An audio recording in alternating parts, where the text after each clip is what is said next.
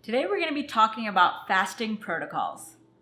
This is the first video in a series called Fasting Week. Woo! Kind of like Shark Week. Yeah. It's actually the opposite of Shark Week, because sharks eat a lot. A lot of people focus on diet, just exclusively on diet, what to eat. But another key component of it is when to eat. When you eat is something you've never played around with in the past. Highly recommend it. Just getting more in tune with like your body's natural cycle and when it wants to eat, when it wants food. Oh, Miley's back in town. Miley's back in town. I haven't seen Miley in the new apartment. She's kind of more of a low profile these days. She's also just a lot bigger. So playing around with when you eat can highly affect how much calories you consume is a big benefit of it. So the first form of fasting is intermittent fasting. And all six of these we're going to be talking about can be forms of intermittent fasting, but the most common one you'll see is a 16-hour fasting window and an 8-hour eating window. So a common window that we've played around with and that you'll see often is 12 noon to 8 p.m. Generally, people find this easiest to work into their work schedule. They can skip breakfast easily and then hit lunch and dinner when they get home. It's basically skip breakfast and you're intermittent fasting. A couple of different things. People say intermittent fasting and they mean different things. Generally, if you see someone say intermittent fasting, they're talking about 16 hours fasting, 8 hours eating. That's kind of the common terminology at this point. Mm-hmm. But really, any form of fasting and eating is intermittent fasting. You're fasting intermittently. All these other ones we go into are just different protocols, but they're also kind of intermittent fasting. This one is probably, if you've never done any kind of eating window before, start with this one. It's the easiest to stick to, lowest barrier of entry, pretty easy to execute. Like, you'll get a little tummy rumbling around 10 a.m. usually if you've never skipped breakfast before. But if you stick with it for 2 weeks, it becomes normal. This fasting window is the first one I've ever experimented with, and that was pretty recent. It was like less than a year ago, and I definitely found the 2-week period slightly difficult, and then I kind of just eased into, okay, well, 12 is going to be my first meal. I'll have coffee before then, but, I start eating at 12. I have done intermittent fasting for years and years now, long before keto. I'd recommend it to anyone. I think it's highly beneficial. It almost seems like magic. It's not magic, but it really helps with a lot of things. The Fast 5 diet. So this is 19 hours fasting, 5 hours eating. Just a little bit more compressed than intermittent fasting. A standard eating window for this could be something like start eating at 2 p.m. Maybe you're at work, you start nibbling on a few things after lunch, after you skipped lunch. Yeah. And then you have a big dinner. This is something, I've never done the Fast 5 diet particularly. I've done really small eating windows before though. I find it beneficial. I don't find it to be my favorite thing to do though. You've done it a little bit, right? Yeah, I have as well. And for me, it was more forcing it. And so I didn't enjoy it for that. Maybe even at some points I was overindulging because I was like, it's such a small eating window. Gotta eat all the calories. That's what tends to happen in my experience too. So I'd rather not force it and not overboard my calories and just have a longer eating window. So another form of intermittent fasting would be the warrior diet. And this type of window for fasting is usually 20 plus hours and normally an eating window of 4 hours. During the warrior diet, a lot of people just consume all of their calories within a small eating window right after they work out. I've done a few variations on this diet.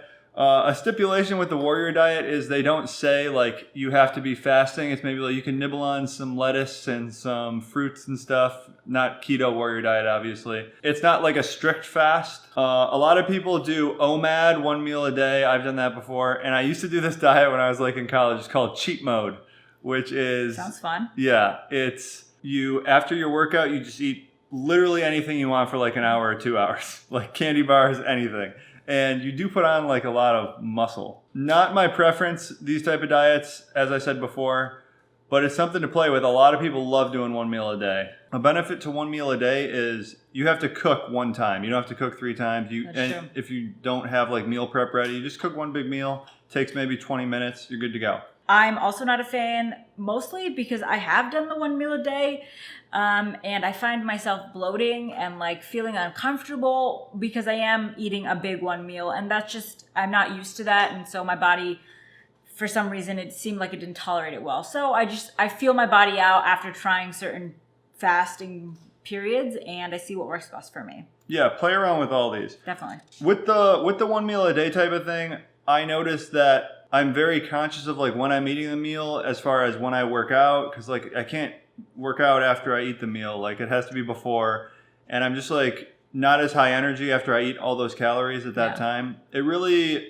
impacts your life a bit more, like your productivity and stuff, I would say. We do kind of like a combination though. We do like a small breakfast and then a pretty big, like I do 1,200 calorie dinner or so, something like that at least. So it's close to 1 meal a day, but not quite. Then you've got alternate day fasting. This is a cool one. It's one that I don't think I'll ever try, but if you have a lot of weight to lose, you're purely for weight loss, this could be your jam right here. It's 36 hours fasting for every 12 hours eating. So you're alternating between days of normal eating, normal calories, maybe slightly higher in calories on the days you eat, and then an entire day fast. So you would like wake up 8 a.m., eat breakfast, normal 3 meals a day, maybe a few more snacks than normal because you're trying to up your calories a little bit. Stop eating at 8 p.m. and then you don't eat the entire next day. The benefit to this is obviously weight loss. You're in a fasted state for a pretty long time. You're in ketosis a lot of the time because when you're fasting, that's one other benefit of all intermittent fasting protocols. When you go a long time with no calories consumed, you're in ketosis. Because it's super low carb, it's 0 calories. It just seems very intrusive to life. I imagine it's hard to stick to an alternate day fasting protocol just for like social situations and stuff.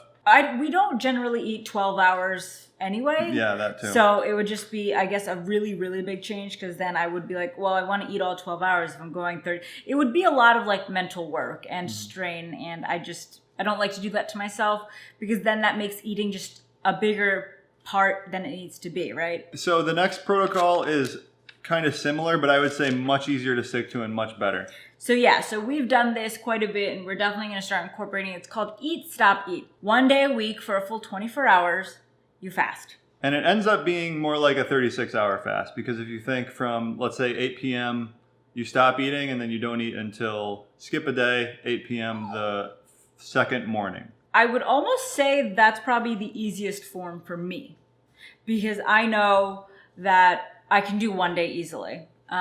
Because it is just 1 day and then the rest of the days you're not really worrying about your eating window or anything. You kind of just eat naturally with your body and what feels right. And it doesn't have to be once a week. It can be twice a week. It can be once every 10 days. Yeah. It's basically just throw a fasting day in every once in a while. Yep. And then the last form is extended fasting, which we have a video coming soon on this. It's really awesome. We did a 96-hour fast.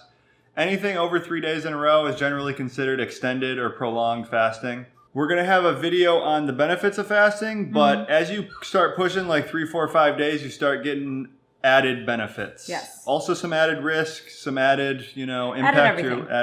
Everything gets added, amplified. But out of these protocols, I would say definitely give intermittent fasting a try if you've never tried anything before. The 16-hour fast 8 eating window. Then I would say you can try Eat, Stop, Eat, throw in a fasting day. I agree. And even 1 meal a day is something I would say give it a try. That's just our experiences. People have success with all of these protocols though. So now you're probably wondering, what can you eat when you're fasting? So we would say during a fast, coffee, tea, water. Yeah, those are the ones that you're golden on. Those are perfect, no calories. They're not going to impact your fast at all. A little bit of a gray area, but probably you can work it into fasting is bone broth. And you want to be supplementing some sodium while you're fasting too, so bone broth is a good way to do that. What about BPC? Bulletproof coffee? That's the big question. This is like the most commonly asked keto question there is. You're consuming a lot of calories, usually between like 200 and 300 calories per bulletproof coffee. So that really cuts into your fat burning. You'll cease burning body fat and you'll start burning the fat that's in the coffee, the calories from the coffee. It's not optimal, but it also doesn't raise insulin much. In that sense, it's fine. If you want all the benefits, definitely no. But it's something you can experiment with.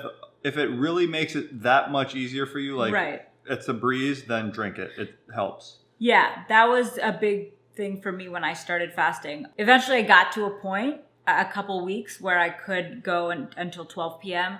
But in the beginning, I was using coffee, and not bulletproof coffee. I did coffee and a tablespoon of heavy whipping cream, and that just got me through. Yeah, there's all these rules that you'll see, like anything over 50 calories breaks your fast. There's no science behind that whatsoever. Yeah. It's just you want to stay 0 calorie, basically, if you want all of the benefits. The biggest rule with fasting is don't judge the fast, especially for prolonged fast. Do whatever you want. You want to do juice fast, you can do that. You want to do egg fast, fat fast, bulletproof coffee fast, whatever you want. Taco Bell fast. Taco Bell fast. So working out and fasting, what do you got? Those go hand in hand, in our opinion. It definitely depends on what type of fast you're doing from the ones we mentioned, but we like to get in our workouts right before breaking our fast. Lately, we've been experimenting a little with a little breakfast, then our workout in between our eating window, and then like a bigger solid meal at the end of the day. Yep. Both are pretty good. I like them both. Yeah, I'd completely agree.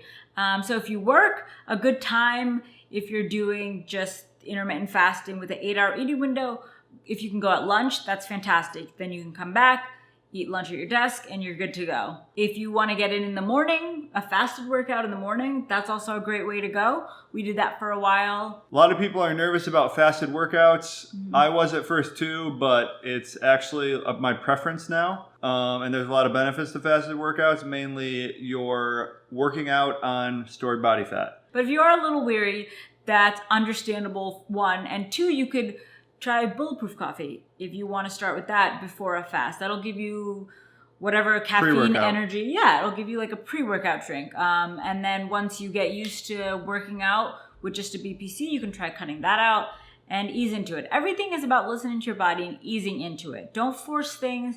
Don't feel uncomfortable. Do what works best for you, and don't judge other people. Yep, and all these protocols, totally optional, guys. Yeah.